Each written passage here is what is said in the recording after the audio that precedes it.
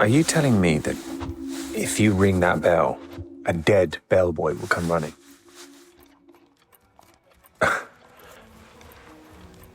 Ring it.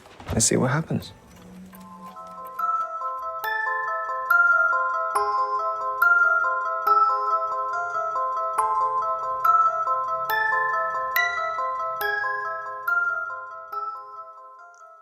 This is Scotty and Andrew, and you're listening to Fun with Horror.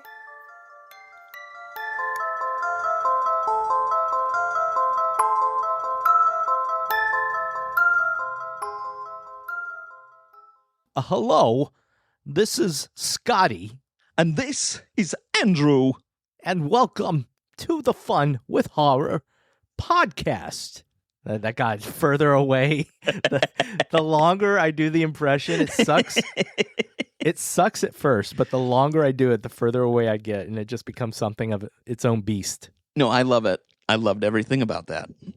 Anyway, I was going to let everybody know that this is the most wholesome horror movie podcast in the entire world.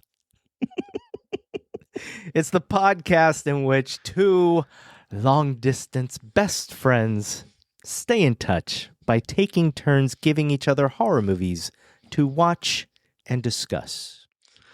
And I got to pick the last movie, and I went back just a couple years to Oddity. But of course, stick around.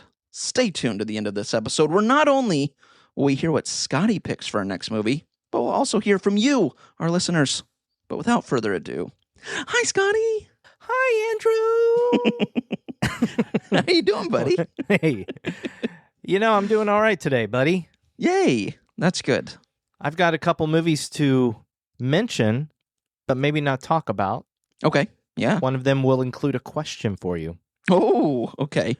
The first one, I saw Obsession. Nice. Yes. You have to see it. You're going to love it. I can't wait, man. It's on my list. Oh, yeah. And the very next day, I went to see Backrooms. So I saw both of them back to back. Another one I'm excited for. Or you could say back to Backrooms. Oh. Oh. Whoa. Yeah. Zing. We're on it today, buddy. We're on something. Backrooms brought up a question that I wanted to ask you.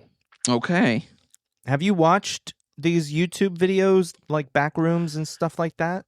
I have. Yeah, I have seen a few of them. Yeah. Okay. Because there's a lot of them, and I don't know if there's some that are like the original ones, but I've definitely seen a few of them. Yeah, I mean, there's Backrooms. There's the video games like Exit 8, obviously, which has a movie adaptation as well. Pools, which I've been playing, which I think is a chapter of Backrooms. Okay. But I wanted to know what you think of that liminal horror stuff. What do you think of it? Well, I guess first question is liminal. That's a big word for me. I'm being transparent, buddy. I tell you what, buddy, let's go to theinternet.com. Loveinternet.com. And let's see what happens if I ask it to define liminal horror. I love it. It says that it's a subgenre of horror that uses liminal spaces. So there you go. No, I'm just kidding. I'm gonna keep going. Transitional areas like empty hallways, airports, or waiting rooms to create deep psychological unease. It thrives on the eerie feeling of familiarity stripped of its usual context, turning ordinary transitional environments into empty, surreal, and threatening landscapes. So yeah, like Backrooms is liminal horror. Yeah. No, that makes sense. I like that then. I like the idea of something kind of feeling isolated or secluded. Maybe that's something that doesn't always feel like that. I will say, though, thinking about that, there's a certain movie that makes me think, is it liminal horror, which is Skinamarink? It is, actually. And that one, as we know, was not one of my favorites. So it depends. But I would say Skinamarink is a special type of liminal horror. Mm-hmm. And it doesn't really have, it's very different than what I'm actually kind of thinking of. Okay. Because liminal horror to me is more walking through different rooms, being in a maze of very similar looking rooms, and you don't know the way out. You don't know if there is a way out. Mm-hmm. There are objects in some of these rooms that you're like, how did this get here? You know? Right. Then you have like, I can only speak of the game Exit 8 because I haven't seen the movie, but Exit 8, you're walking in a loop through the same 3 hallways, and there's a main hallway, and the whole object of the game is to recognize anomalies in this hallway, differences. And when you see those differences, to turn around. And that's how you eventually make your way to Exit 8, by recognizing the anomalies. But it is a very similar looking hallways in that, you know, the tiles look very same. Right. Back rooms, if you've seen the YouTube videos at least, they're all the yellow rooms and stuff with like, they seem like a maze. There are some rooms that defy physics and whatnot. So forgetting Skinamarink, what do you think of stuff like that? I like that. I like that idea. I like the maze idea. I like, because it kind of almost reminds me of like a hedge maze, you know, things like that, where it's just kind of the same, but you just feel a little lost, a little secluded, a little isolated, which I like. That's kind of, that does bring up an eerie feeling for me. So but in a good way, in a fun horror way. It doesn't really scare you though? I would say in a movie, not necessarily. I'm more intrigued. If it was real life, yeah. Oh, yeah. I'd be real nervous. Okay. Yeah. Because that's what I've come to the conclusion of playing the game pools, watching backrooms, watching the YouTubes of backrooms. To me, it's very fascinating. I love to watch it, but it doesn't scare me at all. Nice. Yeah. I don't understand the fear that people get watching movies like that. So, yeah, that's what I wanted to ask you, because I liked Backrooms. I think Obsession is one of the best movies of the year. Nice. And it's definitely a better movie than Backrooms, in my opinion. Sure. However, when I think about both of them, Backrooms stuck with me longest. Interesting. Okay. Of the 2 movies, it's the movie that I want to watch again sooner than later. Okay. Interesting. Like Obsession, I'll watch again at some point, and I'll be like, yeah, Obsession. But then I'm very curious to rewatch Backrooms again. Sure. So I'm game, man, at some point. which game? Exit 8.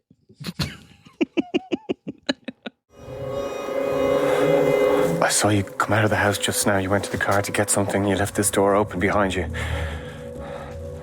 Somebody went inside. What? I saw you go to your car and you left the door open. Somebody slipped inside. They're in there now. Oddity was released July 19th, 2024. It was written and directed by Damian McCarthy, and it stars Carolyn Bracken as Danny Timmons and Darcy Odello, Gwilyn Lee as Ted Timmis, Steve Wall as Ivan, Tag Murphy as Olin Boole, and Carolyn Menton as Yana. Did you recognize Gwilym Lee? He looked really familiar. What do I know him from? Bohemian Rhapsody. He played Brian May, the guitarist. Oh, okay. Right on. There you go. That's the only one. We usually talk about this later, but I just wanted to ask you. No, he does have one of those faces, though, where I was like, man, I feel like he's been in a lot of things, or I've seen him a lot of times. He has that face. Yeah, he does. I every time he come on screen, I go, Dad? Oh. Oh. Anyway, buddy, this was your first time seeing this movie. It was. So I'm very, very excited to find out, what did you think, without spoilers, Yes. of Oddity? So I knew literally nothing about this movie. I didn't read the synopsis. I knew nothing. I didn't even see part of the poster because there was things in front of it. So there was definitely a big surprise in this movie. So you never saw the Golem? No. Wow. No, not at all. Yeah, just because anytime I'd seen it, it was like on Apple, which the words kind of cover it. So I knew nothing except this. There was a blonde woman in it. That's all I knew. And that people really liked this movie. This movie had kind of like it seemed like just a lot of love for this movie. Buddy, I'm here to tell you, they got another lover of this movie. I think this movie was phenomenal, man. in the membership of Oddity lovers, I am now a member. That's me. No, you're going to do like a case. I'm Casey Kasem. I'm Casey Kasem, and welcome to America's Top Oddities. This week, we have a letter from Andrew. Andrew writes in, "Guys, I'm now a member." Welcome, Andrew, to the membership. That was good Casey Kasem, man. I liked that. That was perfect. I love my Casey Kasem. Who doesn't? Anyway, that's awesome, though. That's good. Yeah. Good stuff. What about you, buddy? What do you think of Oddity without spoilers? I still think it's a fantastic movie. Nice. Let me ask you this, though. How did you watch it? What was your environment? Alone. It wasn't at night, unfortunately, just because timing and life. But fortunately, I was by myself. It was quiet. I had it turned up very loud, which was nice. I did have a puppy on my lap, which was nice as well. That mirrors my first time watching this movie when I had a cat on my lap. Look at us. Look at us. I love it. Did you think it was creepy? I did. Yeah. Okay. I did. Okay. I ask you that because the year this came out, when I watched it, this was one of the creepiest movies I watched. It was maybe the scariest movie I saw that year because it's got the kind of stuff that scares me. Mm-hmm. However, watching it a second time, I definitely wasn't as scared.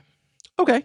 Sure. It was good. It was still good, and I still love the story, and I still love the movie just as much. I still think it's a great movie. It didn't scare me, though. Right. Okay. The first time, it really did creep me out, and it got to me. I was like, damn. And I was in my apartment at night alone, and I was just like, ooh. That's what I do when I'm scared. That sounds like you. Yeah. Yeah. Anytime we're watching a horror movie, I'm always like, Scotty, stop. Just enjoy the movie. Ooh. Stop. Stop. I get it. You're scared. Jesus. Yeah. I'm not. But you know what that means, Andrew? What does it mean? It's time for our spoiler warning, which is going to be followed immediately by any trigger warnings. So if you haven't seen the movie, everybody out there, not you, Andrew, you've seen it. I have, yeah. But everybody out there, if you haven't seen it and you don't want anything spoiled for you, this is the point of no return right here. Feel free to pause the podcast and go watch the movie and then come back. But before we talk about the rest of the movie, we want to let you know of any major trigger warnings, inspired, of course, by the website doesthedogdie.com. As we've said before, nearly every horror movie has triggers, but there's some that even Andrew and I would want to know about before watching the movie. So we're here to let you know about those. But, Andrew, Yeah. are there any animals in this movie? There are no animals in this movie. You know what that means? No animals There are die. no animals. Yeah, there's no death. Hooray! Yeah, you were right also. Look at us. Look at us. But that's great, though. There you go. So Yeah. This is your spoiler warning, everybody. And that means that I'm going to start rolling after I pull it up on my iPhone. And this, we're not sponsored by Apple, so. But yeah, I've got my virtual 20-sided, die. It's orange, and I'm going to start rolling it. And if it lands on an odd number, Andrew will be doing the 3-minute recap from memory. Yes. If it lands on an even number, Scotty, that's a me, will be doing the 3-minute recap from memory. So, Andrew, I am hitting the roll button over and over. I'm going to have you stop right now. The number is Stephen King's favorite number, and that number is 19. You're doing it! It's me! Oh, crap. All right. So, Andrew, Yeah, buddy. I got to let you know, though. Uh-huh. So I was shopping the other day, Mm-hmm. and I walked into this neat little store, and they sold some odds and ends, but basically it was only matchbooks. And there was this blind lady that ran it. She was very, very kind, but also very obsessed with revenge. And Checks out. she says, Scotty, I would very much like you to do the 3-minute recap. And I said, that's very kind of you, but, it's random. We never know who's going to do it when we do a movie. And she said, well, let me tell you this. I want you to do it so much that if it lands on Andrew, I'm going to send him a golem. And the golem, it's very small. It's just like a little ceramic frog. But it's going to come alive, and it's going to stomp on Andrew's head if he comes in over 3 minutes. I said, what accent is that, ma'am? She says, I don't know. I just made it up on the spot. And I was like, it's very lovely. She said, thank you, Tag Murphy. Tag Murphy. Tag Murphy. That's my favorite name in this movie. Tag Murphy. Tag Murphy. Tag Murphy. So there you go, Andrew. There's going to be a little tiny frog. Nice. That's Good. I don't even know if it's going to hurt when it stomps on your head. It might actually be kind of cute. So Yeah, well, this is like, I feel like you took my thunder, man. I feel like you sent something after me. I thought a celebrity was going to be my friend, but look at you. yeah, but it's a little ceramic frog, little tiny guy. Hey, it could still hurt. You see my fingers? Yeah. That's how small. Cute. That's how small it is. It's very cute. It's got 5 tiny little holes in its back of its head, and love there's it. blood in all of them. That checks out. Hey, whenever you're ready, pal. I'll do this in an Irish accent so we can lose all of our Irish listeners because they'll be like, stop, please. You're way off. Please no, I will take not. Murphy. Take Murphy. Take Murphy. No, I will not because I don't want them, our Irish listeners, to be upset with how terrible I do. All right. I got you for 3 minutes. 3 minutes of playtime. The movie Oddity begins with Danny Timmins. We're not positive. She's at this new home, and her husband is working at a psych ward. She's talking with him, and she has a tent set up in this new home that looks really cool. It's this yellow tent, and it's taking pictures of this area in the house. It's flashing pictures. There's a camera over to the right. During her time there, she calls her sister and says hello, talks to her, or leaves her a message. She gets a knock on the door and goes down to open the door, open the latch that shows who's out of the door, and it's Olin Boole. Olin has a fake eye that is white and is looking and talking with her and says, the moment you left your house, someone snuck in your house. I'm here to help you. She's out in kind of the middle of nowhere. This freaks her out. She goes to maybe let him in, and then it cuts away to a new scene. But I'm going to actually go back to what really happened. While she's there, she does not let Olin in. He says, I'll call the police and I'm going to go. And he leaves. While she's in there, she hides in her tent and looks at her camera that she had out there and sees that someone was actually in her house. She opens her tent. The person that's there has a mask on and does kill her. She dies. We then jump to Ted, Danny's husband, who again is the psych ward director.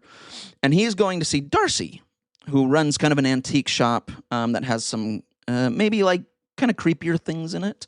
Darcy is Danny's twin sister. She and Ted talk. Ted says, come over at some point. Danny says, okay, I'd love to. Darcy says that. I'm going to get those mixed up a lot.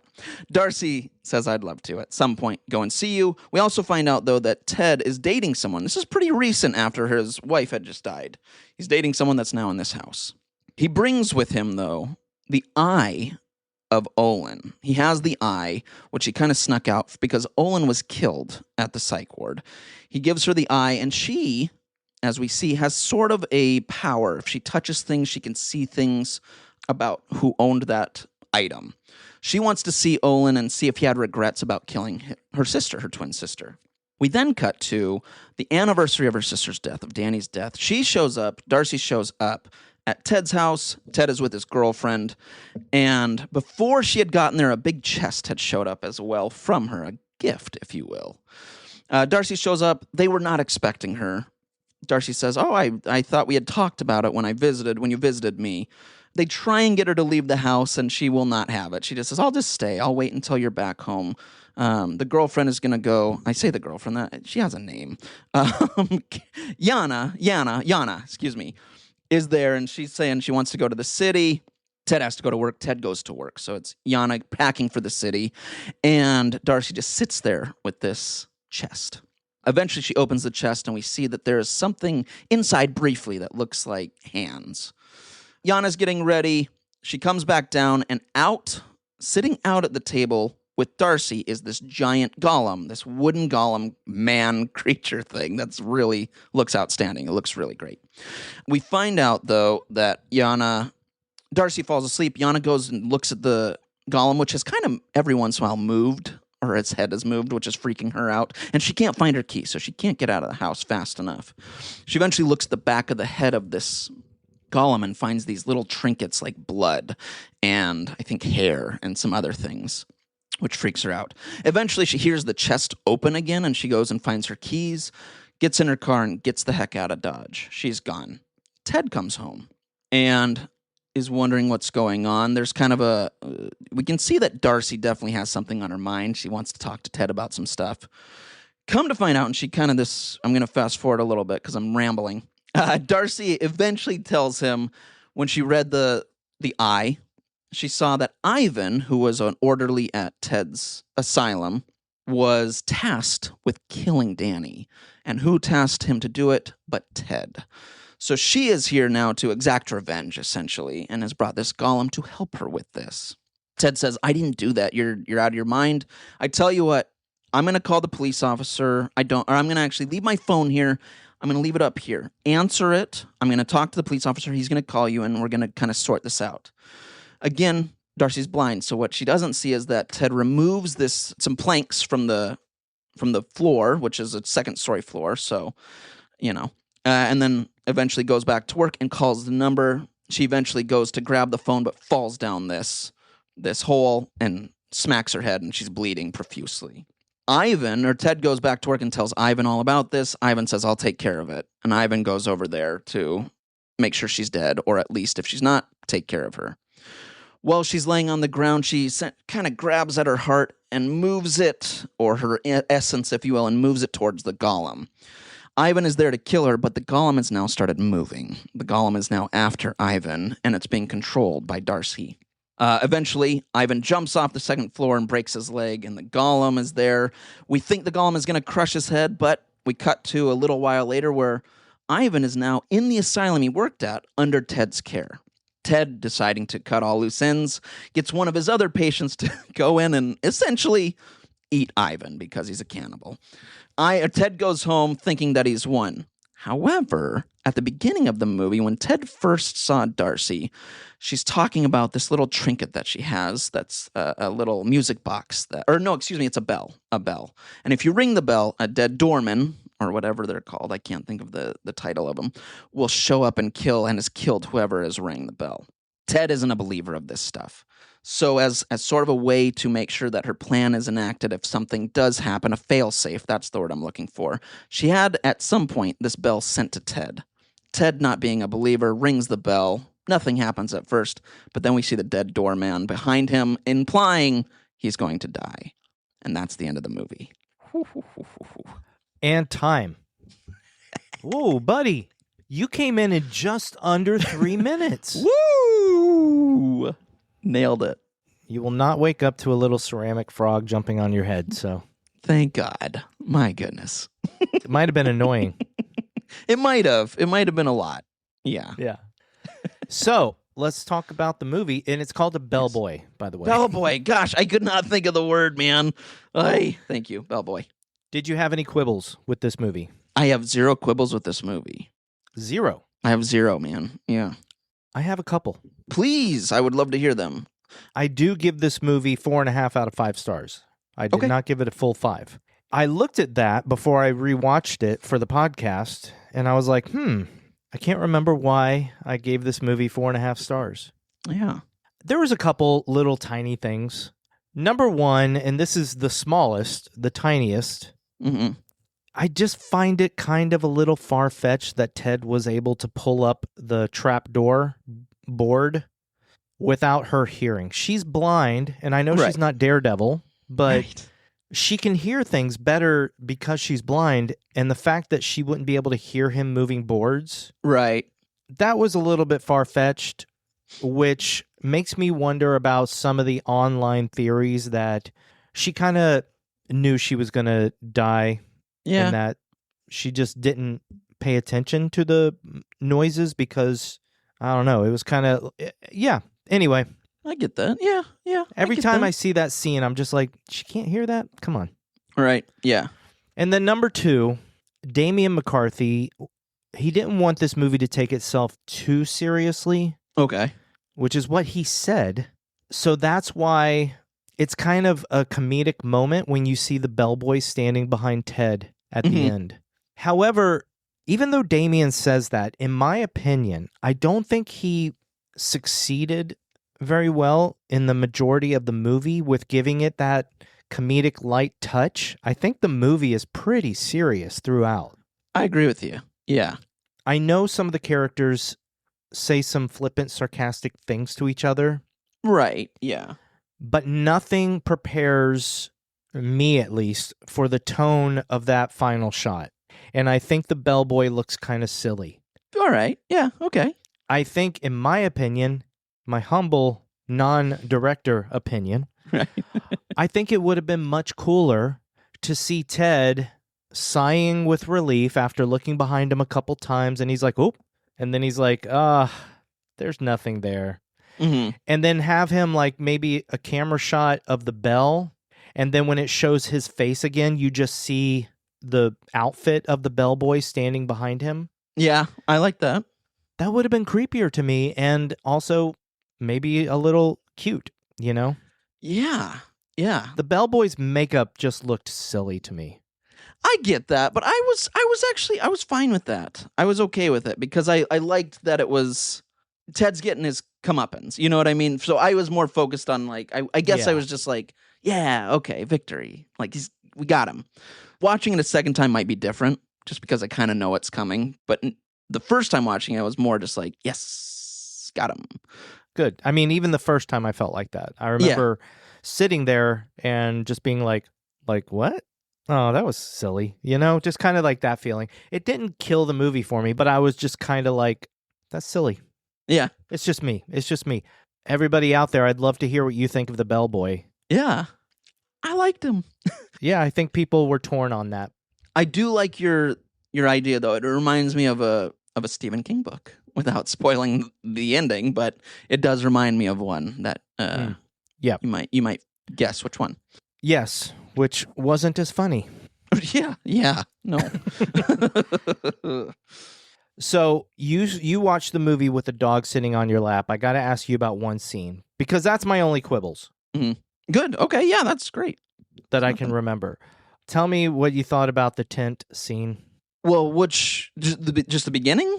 No, the main one where she gets killed. Oh, I liked it. I mean, like I didn't like. Let me rephrase that. I didn't like that she died. I liked everything about that moment. I guess I liked that she looked at the camera. I like that we get a few pictures where she flips through, and then we see someone standing there. I was like, that's effective to me, at least.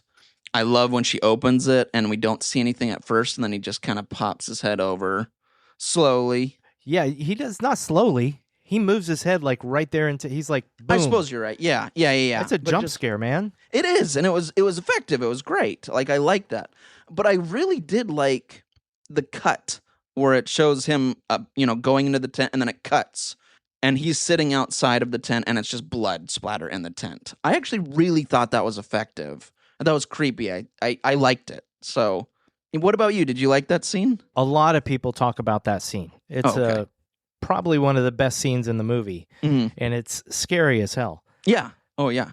But the reason I asked you is because I can't remember if it was this movie or one of the movies that we watched and discussed, but I know I've told you a story about me sitting on the couch with Bowie in my lap, and the movie startling me so bad that I scared Bowie. Oh. And this was definitely at least one of those movies, if not the movie. Awesome. When that happened, I was sitting here in the dark, and I think I had headphones on the first time I ever watched this movie. Oof. Bowie was just in my lap, just sleeping away, and then that happened, and I was like, oh, Jesus! And like Bowie just like looked up at me. She like jumped up and looked up, and I think she got out of my lap because it scared me so bad. Oh, I love this it. movie had me on edge because there's so much you don't know. Yeah. Which leads me to my second question. Mm-hmm. How much of this movie did you figure out before things were revealed? Oh, I knew Ted was involved kind of at the beginning. What? Yeah, I figured. I was like, I don't think that one guy did it. I thought, like Olin. I actually really liked Olin. I didn't know if he was involved, but I knew Ted was involved. I just had my gut was like, Ted has something to do with this. Whether Olin did it or he orchestrated something, but I was like, I don't trust Ted. And then when he goes and visits and we find out he has a girlfriend, I was like, well, there you go. He's starting to date right after she died. I was like, Ted definitely had something to do with this. So even when it was revealed that Ivan did it? Yeah, I still figured Ted had something to do with it. I didn't trust Ted from the get-go. All right, everybody. Well, are you ready for 3 questions? Let's do it. Damn it, Andrew. I know. You're the worst. I can't help it.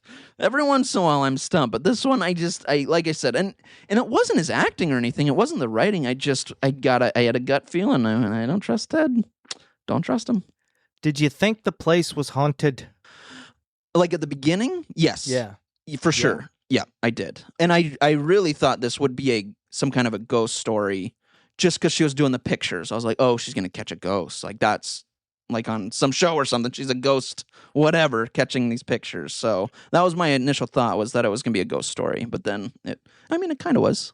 No, it still was. Yeah. I mean, that's the cool thing about it. It's this murder mystery, at least to most of us that aren't named Andrew.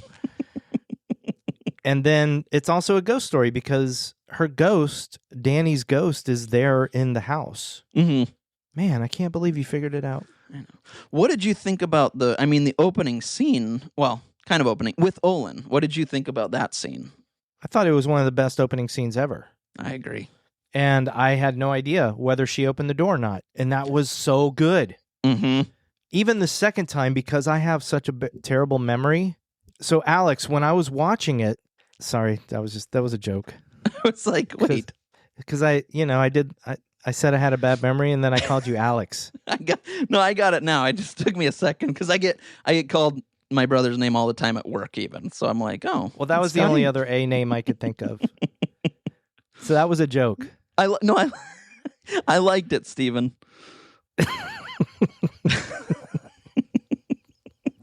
Anyway, I do have a bad memory, though. And the second time I watched it, I didn't remember the whole mystery of it. And so I couldn't remember if Olin was the one that killed her or not. Mm-hmm. I was like, oh, wait, did she let Olin in and he killed her? And then it like slowly started to piece together in my mind. Nice. Couple of little cool Easter eggs. Yes. Oh, another thing, buddy. Yeah. I did a tiny bit of little homework. I had never seen Caveat. Oh, okay. So I watched Caveat as well because I wanted to watch that before this. Nice. Okay. Yeah. Which I did get that Easter egg because of the movie poster I've seen. So I was like, oh, okay, there's the Easter egg when we see the bunny. And I had to, the first time I saw Oddity, I saw the little rabbit and I was like, oh, Caveat, that must be a nod to it. Right. But however, the guy who hides under his bed when the golem comes in and kills Olin, he's the lead actor in Caveat. Oh, really? Oh, that's cool. Okay. Yeah. I love that. So Damian put him in this movie too, and he's really good. I will say, I did not love Caveat as much as this one. Okay. Well, and Caveat was his first, so, I'll give him that. I'm very curious to see it, though. Very. I own it, so you should watch it. It's definitely worth watching, and I think other people liked it a bit more than I did. Okay. I was just slightly underwhelmed. I will say, I know zero about that movie. Same with Hokum. I know zero about Hokum, which I'm going to try and keep that way. I also know zero about Hokum. Caveat, I will tell you this without telling you anything about the movie. The beginning of the movie will grab you and intrigue you. And you're just like, oh. Especially when you kind of realize what the title of the movie means. You know? Yeah. I'll tell you this. The rabbit is not named Caveat. I don't even want to watch it anymore. That was kind of the reason I wanted to watch it. I said that rabbit better be Caveat.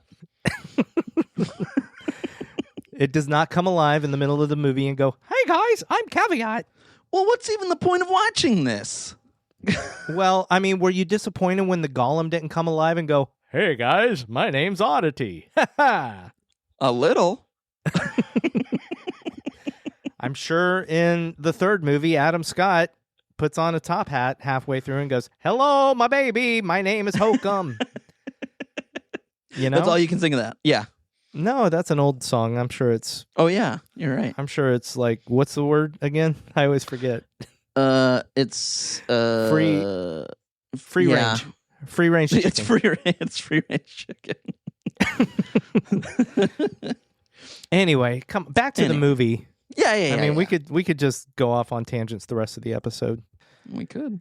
I got a question for you. Tell me. What'd you think of that mask? Oh, I thought it was cool. Oh, okay, yeah. I mean, it startled me. It did a good job. It reminded me of the Jabberwockies.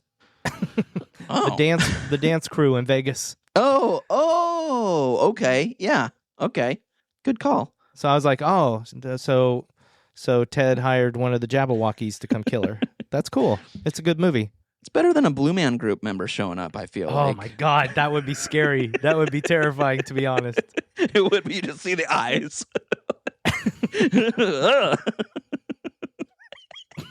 Can you imagine, instead of that guy, a Blue Man Group guy puts his face in frame when she comes out of the tip? His weapon of choice is a drumstick. Just like the rabbit in Caveat. You're right. Full circle. So I was going to tell you, coming full circle, the interesting thing is that the rabbit in her store is not exactly the same as the rabbit in Caveat. Oh, really? Oh, okay. Okay. The rabbit in Caveat plays a drum, and the rabbit in her store plays cymbals. Right. Kind of leads you to believe that there's a bunch of these little cursed objects around. I was going to say, I wonder if Hokum, there's another one with like a guitar or something. That'd be fun to have a little... Yes. I like that. I think Ted is the worst husband ever in the world. What? In fact, this whole movie made me go, why are men? Yeah, for real. He's just awful. I mean, let's break this down. He's cheating on his wife. Right. So instead of just breaking up with her, his ego is so inflated that he says that she loves him too much, so he's just got to kill her or have her killed. Gross. Yeah. Even though he said no to Ivan, who is also a creep. Yeah.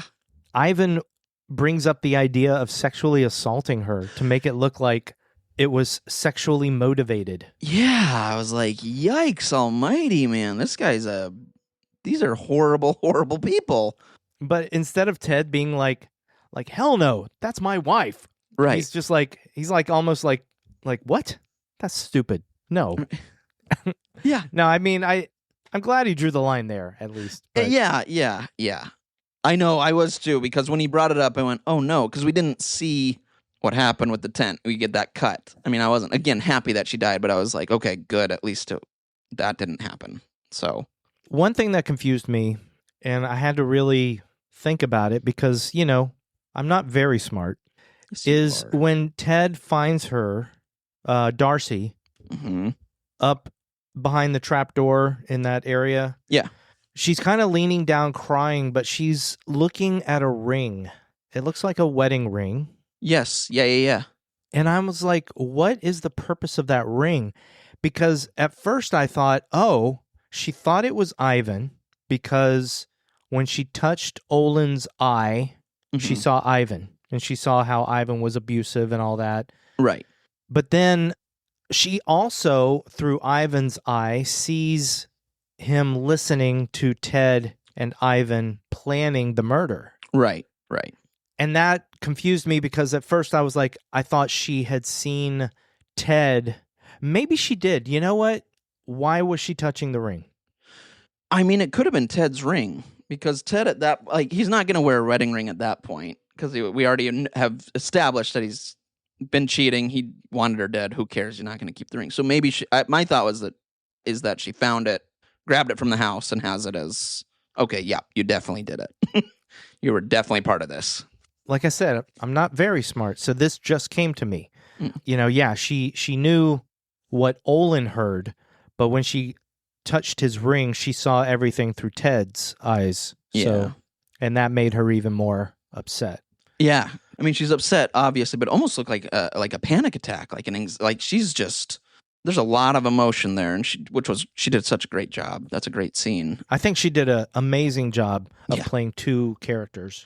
In all honesty, I didn't even realize it was the same actress at first until it was like brought up a little bit. I was like, oh, geez, okay, good for her. She's great. Yeah, I think it took me like half the movie to realize it, and then I think there was just some facial expression she made, and then I was like, wait, is that the same actress? Wait, oh. Yeah. But funny enough, looking at different credits, so Olin Boole, did you recognize him at all? Maybe. Again, face I could recognize, but I don't know. I can't think of anything. Little fly got stuck in your mouth. Anyway, the Running Man remake that you watched recently. Yes. He's in it. I don't know who he is, but he's in it. Huh. I love that movie. I'll have to He's rewatch also in The Northman. I've not watched The Northman, so... You've not watched it. I've not. But Ivan, the guy who plays Ivan, Steve Wall. Yeah. Man, he's been in Vikings. He was in the movie Dune. Oh, wow. He was just in A Night of the Seven Kingdoms, the Game of Thrones spinoff show. Yeah. Okay. Which I did not watch, but he's in that. Awesome. Yeah. Nice. And then Carolyn Bracken, who played Danny and Darcy, was in a movie called You Are Not My Mother. Oh, that sounds familiar. I know I think it's a horror movie, but I'm not sure. I just know that every time I hear the name, it makes me think of the Dr. Seuss book, Are You My Mother? Probably similar. I used to read that book out loud. Oh. I'm not sure if I just read it to myself or to somebody else, but every time I did, I still remember the voice I used for the little bird that's looking for his mother. And it was like this little, Are you my mother?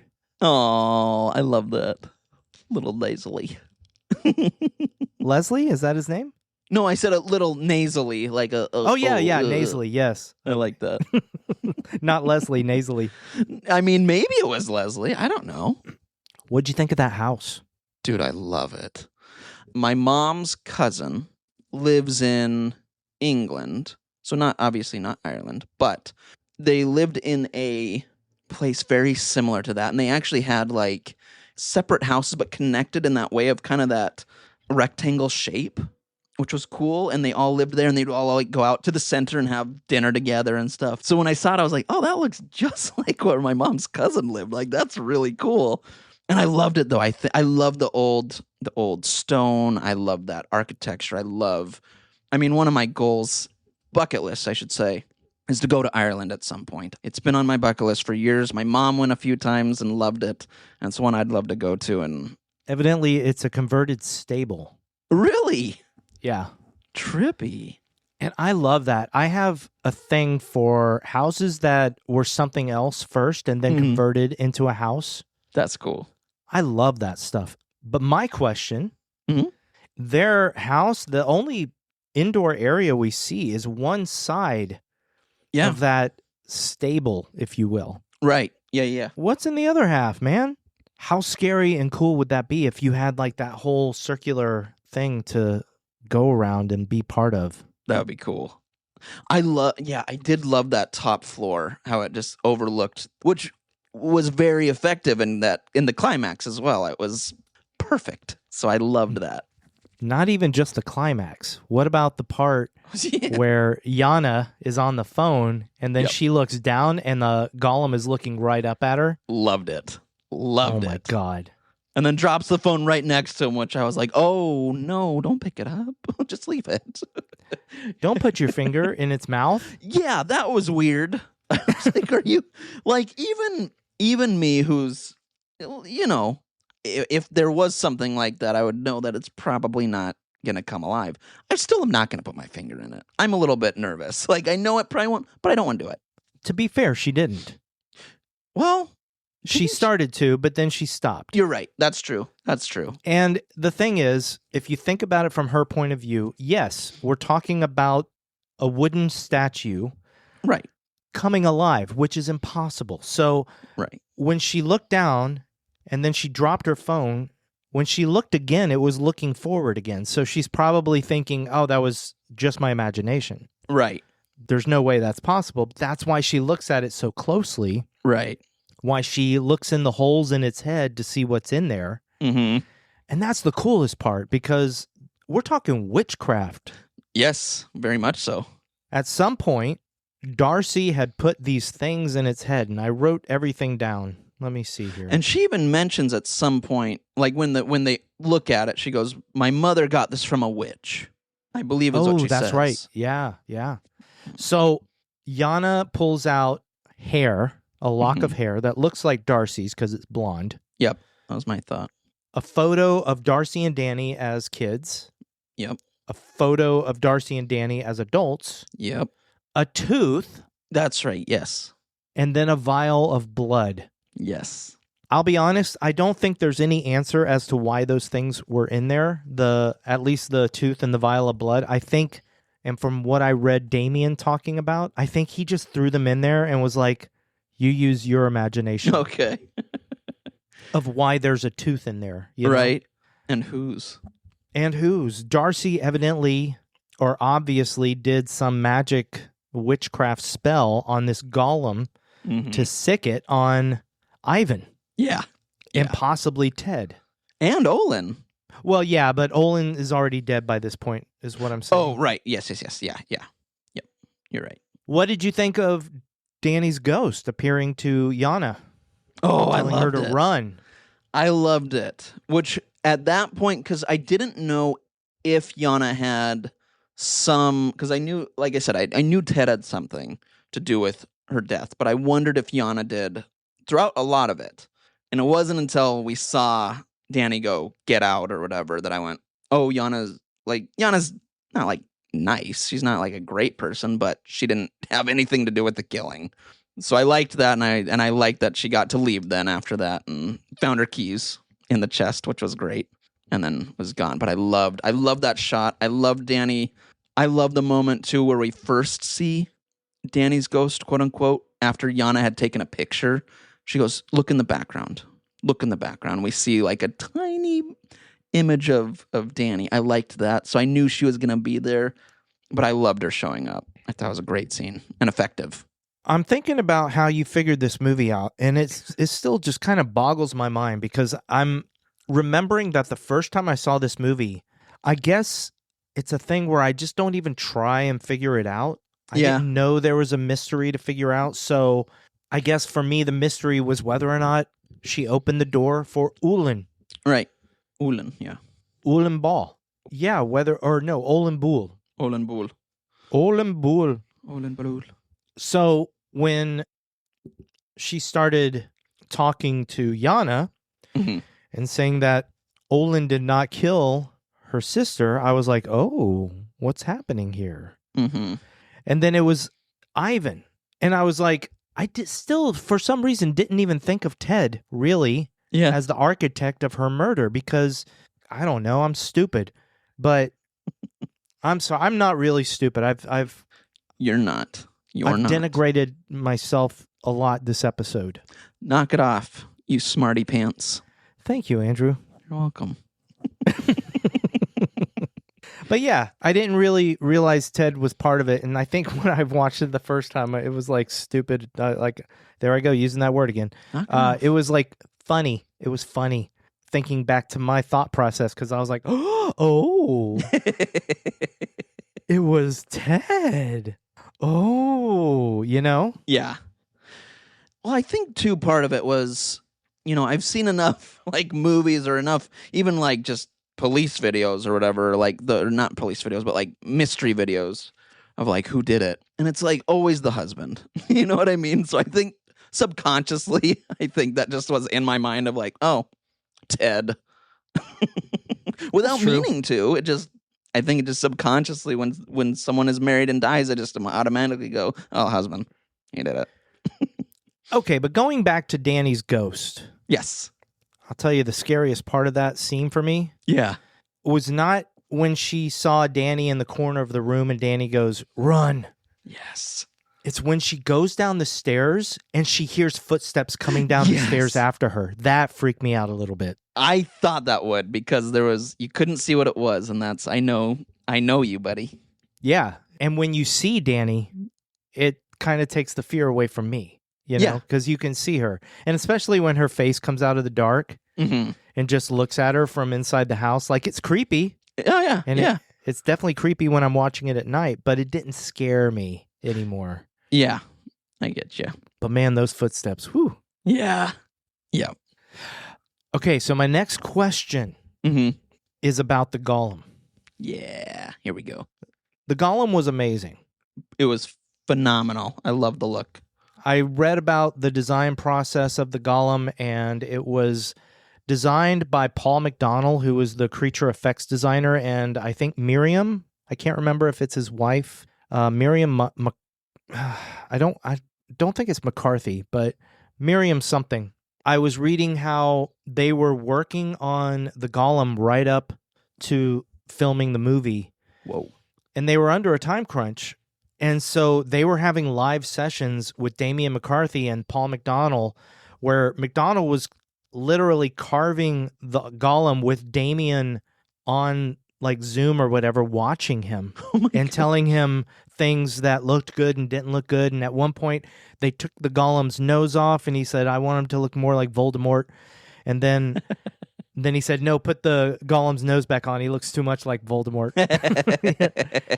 So that was fun to hear, That's cool. That's wild. I love that. One thing that I thought was effective too with the golem is that we don't see it right away. I like that we see the hands in the chest for a second, because you go, what the heck was that?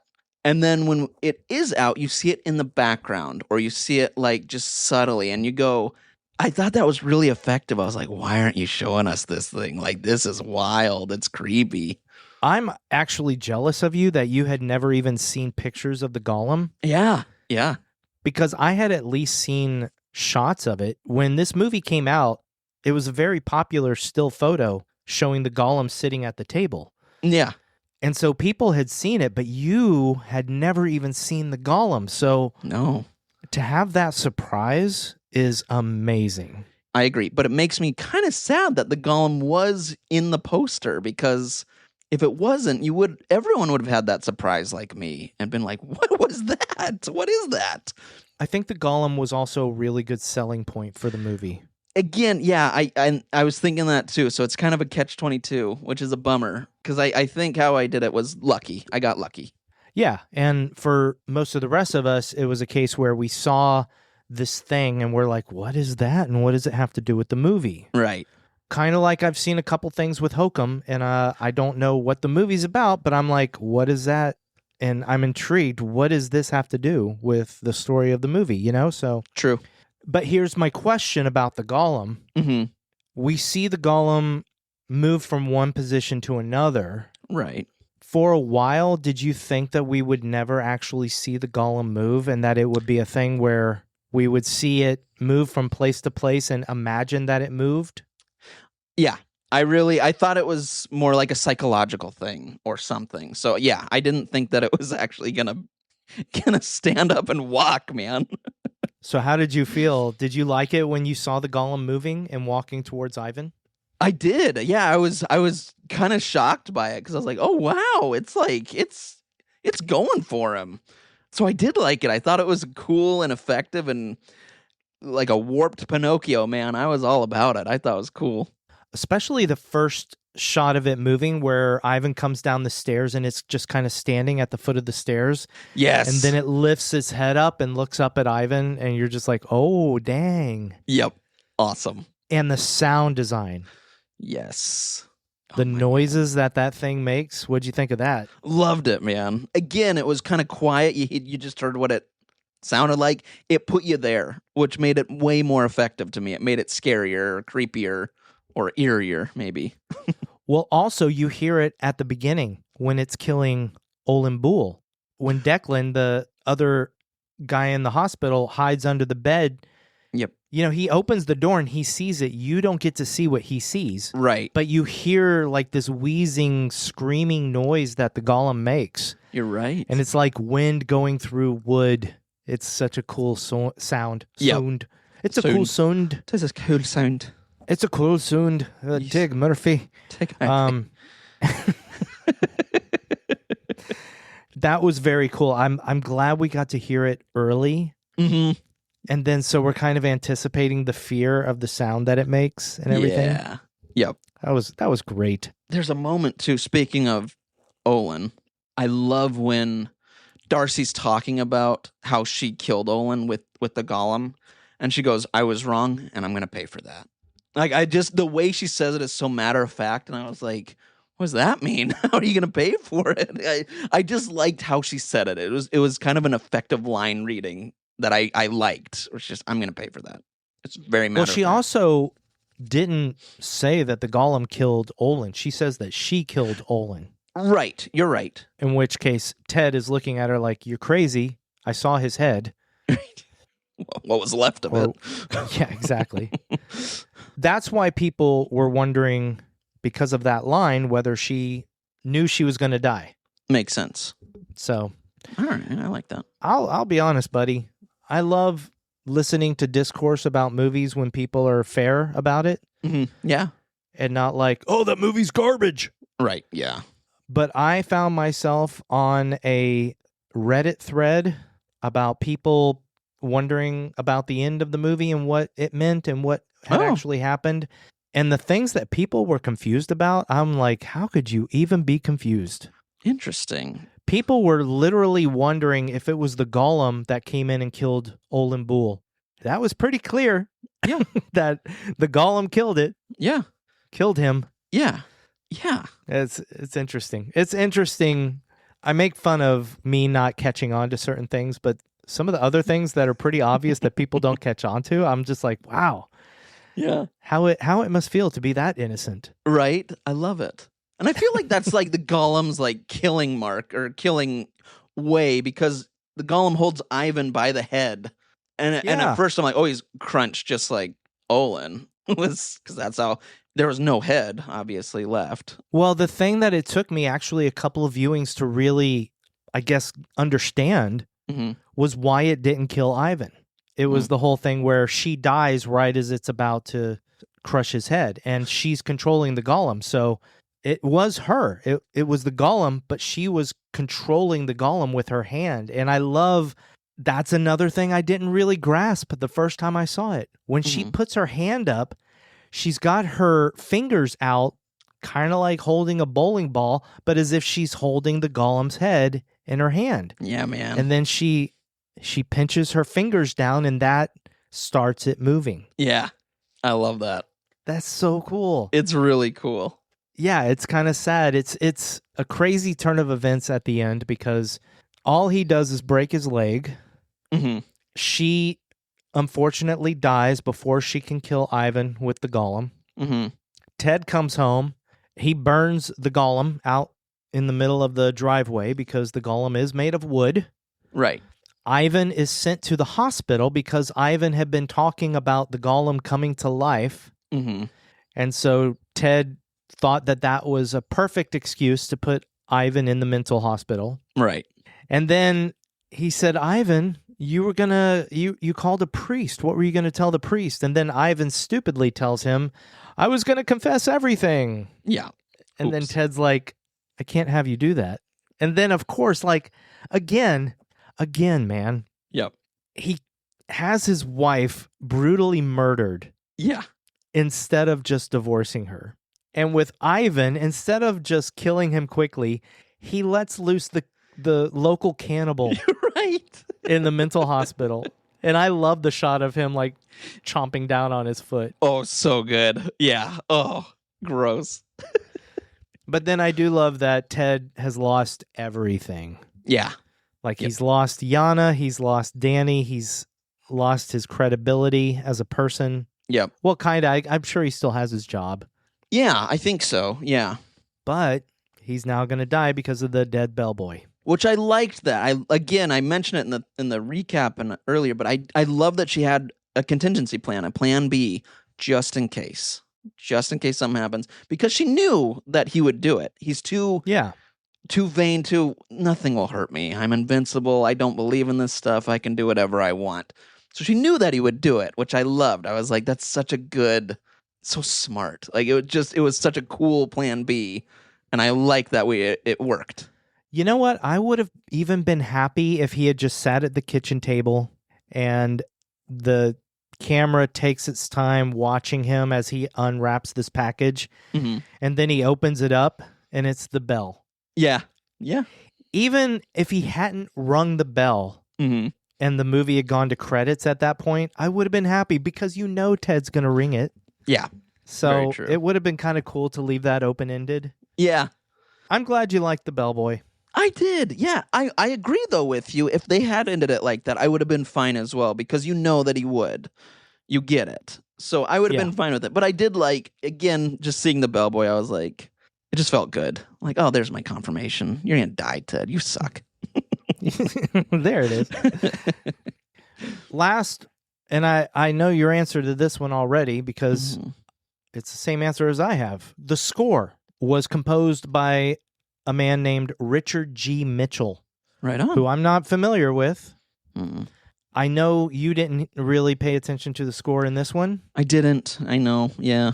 I didn't. Well, no, it's okay because there really wasn't much of a score in this. It was very background, atmospheric music again, you know? Yeah. No theme, no melody to anything really. Which kind of works for this movie, I feel like, because it makes it a little more secluded, which this area kind of is. So I kind of like that I wasn't focused on it. It was just, it made it feel more, you're alone. You're by yourself in this scary place. For sure, yeah. I do have a few little Easter eggs and behind the scenes things. Yes, please. The final shot of the bellboy standing behind Ted. Mm-hmm. That shot itself was actually an accident. Really? What? They were supposed to cut to a close-up of the bellboy. Oh, interesting. But in between takes, the actor who played the bellboy, he couldn't see anything because of the contacts in his eyes. Sure. And so he was just sitting there with his hands on his stomach the way he was, and Ted was just chilling at the table. Mm. And they're just waiting for the next take and everything. And when Damian McCarthy saw them, he was like, oh, wow, that's perfect. And so he used awesome. that as the final shot. That's funny. All right. That's funny. That's cool. Another little Easter egg thing prominently displayed on the wall behind Dr. Timmis in his office. Yeah. There is a diagram of a torso. Okay. Yeah. Okay. Profile. Now, the head in the picture, it's not the golem, but the head in that picture is tilted back, very much like the golem did to Yana. I like that. That's good. And then they mentioned this. It's just kind of a cool little thing during the phone call at the beginning between Ted and his wife. Mm-hmm. I guess there's a line where he says, I can be the villain. Because he's talking about calling Darcy. Yep. And he's like, yeah, I can be the villain. And it's foreshadowing. Love it. Love it. Buddy, are you ready for 3 questions? Yeah, man. Let's do this. Who would cross the bridge of death must answer me these questions 3.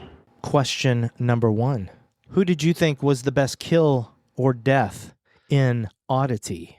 This is a weird one. I'm gonna say Danny, even though we don't see it, but that whole scene with the tent, the blood, I mean, it sets everything in motion. I gotta go with Danny. Again, we don't see it, but I'm gonna go with it. I'm picking it. Okay. Yeah. Very good. Very good. What about you, buddy? I should probably pick the same one because that is the most memorable scene in the movie. However, I'm going to go with Olin Boole. You don't see it, but you definitely see the aftermath. And oh my God, I remember the first time watching this movie and you hear everything happening. And then when they actually show it, I was like, oh my God. Yeah. Question number 2. Did you think this movie was scary? I mean, we've talked about it a little bit. There's definitely moments that are scary for sure. And again, in the right setting, this, like what you kind of had seen, that's horrifying. If it's even watching it during the day, for me, it was still scary. Like there's creepy moments. There's just creepy sounds. So yeah, I would say it's scary. I didn't lose sleep but it's one I think about, a movie that I think about. So I'm going to say yes. Yeah, it's scary. It's scary. Yeah. What about you, buddy? Oh, I think you know. This movie scared me Yeah. the first time I saw it. Again, I don't think it's as scary the second time. Mm-hmm. If you know what's going to happen, it might not be scary the first time either. But not knowing where the movie's going to go and where it's going to take you, yeah, it was scary as hell to me. Yeah. That is a very creepy house. Yes. It's a 2-story house. We've talked about 2-story houses and how I feel about that. Yep. There was a lot of darkness, and I'm scared of the dark. So, yeah, that movie, it scared me. And there's something creepier, too, about, like, being able to see the bottom floor. Like, there's something eerie about that. Like, they're creepy in their own way of not being able to see it, just going downstairs. But there's something eerie about it, just being able to see down there when it's dark. Because you can see it, but you can't see it, you know? I don't know. I like it. Question number 3. Did you have fun with horror? Buddy, I had a great time with horror. Yes, I'm very happy I picked this. This was a fun movie for you. Again, like, it's not like you're not like, woohoo, yippee. But it's just, it was so well made. And again, I love that it was probably not like a huge budget. It didn't feel like a huge budget, but it felt like they captured so much in this movie. I loved it. I thought they did a great job, and I'm very, very happy with it. So, what about you? You know what? When I think about the first time I watched this movie, I did have fun watching it because it scared me. And for me, people don't understand this about people who love horror movies. But when a movie scares me, yes, it's fun to be scared. Yep. When it gets your adrenaline going, that's a great feeling. It's like riding a roller coaster. It's fun. Yeah. So, yeah, I do think this is a fun movie to watch, especially because of the design of the golem and everything like that. So, yeah, fun with horror. Fun with horror. Oddity. Oddity. It's a fun with horror approved movie. It gets our stamp of approval. Stamp of fun. Stamp of fun. Tramp stamp of fun. I know what tattoo I'm getting this weekend. What? You never told me your wife had a blind twin sister. How do you know that? Well, I was in town the other day and wandered into this little antique shop, and I nearly had a heart attack when I saw your dead wife sitting there. What with her weird eyes and everything. I thought I was seeing her ghost. Buddy, that was fun. Thanks for enjoying Oddity with me. But it is now your turn. And I do not know what you're going to pick. I have zero ideas of what this could be. So I'm excited to hear what you're picking, bud. I'm sure you have a few ideas. Yeah, but with our conversation that we've had, I don't know now. I have no idea. Yeah, it is interesting. Let me just let you know that it was between 2 movies and kind of stuff we talked about throughout this entire episode made me pick between the 2. Okay. And I'm going to pick a movie that I have not seen. Oh. That I'm pretty anxious to see right now. Okay. I'm going to pick Exit 8. Oh, whoa. Okay. Yeah. Right on. Okay. Yeah, I had zero idea that that's what you're picking. I love it. This was not my first choice. Okay. This was a choice I made after talking to you at the beginning of this episode because I was trying to gauge if it was something that you might enjoy. Yeah. Even if it's not, that makes for an interesting conversation. So I love it, man. I'm all about it. Our next movie that we're going to be discussing in 2 weeks is Exit 8. I'm on board, man. I never played it. I don't know much about it except what we talked about at the beginning. So I don't know much, but I know I love you. It's our moment. We do it almost every episode now. Yeah, we do. I will say, buddy, you have a PS5. That's true. I think the game is pretty cheap. Oh, look. Because it's a very, very... and it may even be on PS Plus. It may be just a few dollars. Check it out. It's a very... Well, it can be a short game. It can be a long game. It's according to how long it takes you to figure it out. It's probably going to scare me, though, because games like this... The Exit 8? Oh, it's only $4.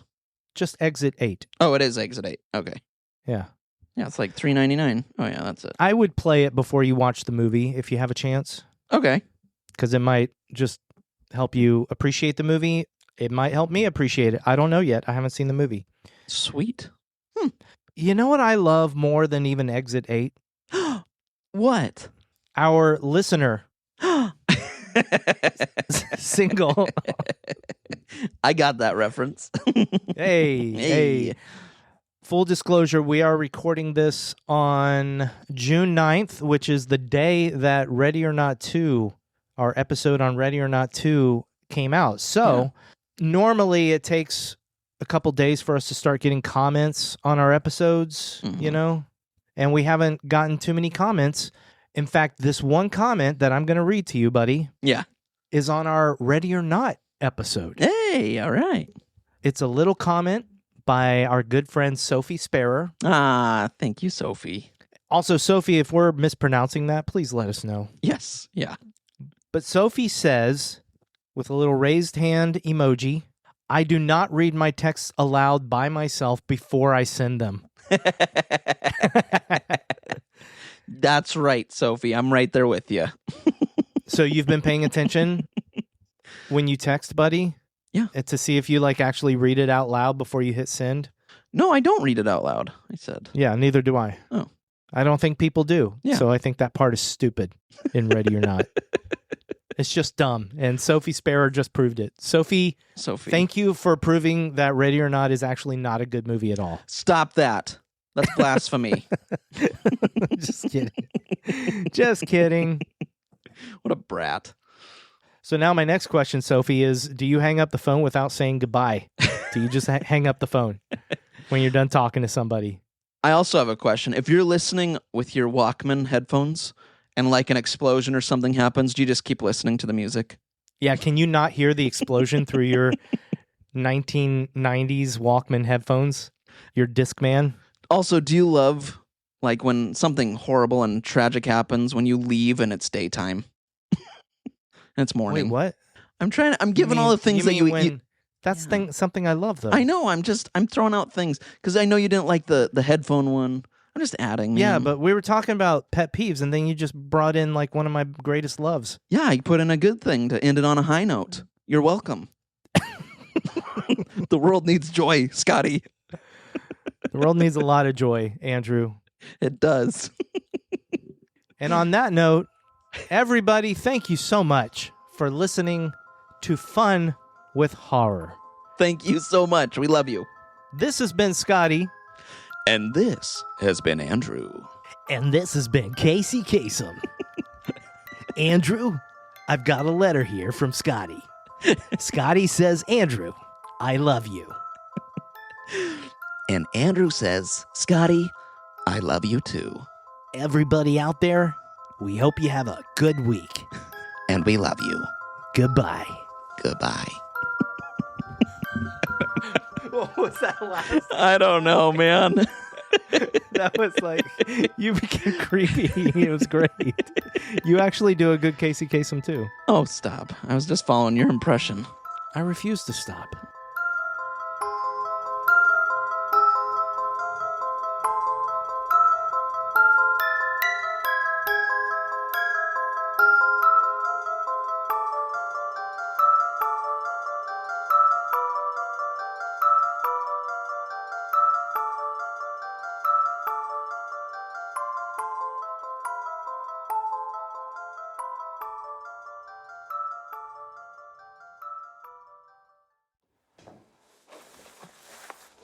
But just to be clear, my dead wife is not haunting this house. I know. I'm sorry. You sound like her sister, with ghosts and nonsense. Speaking of her sister,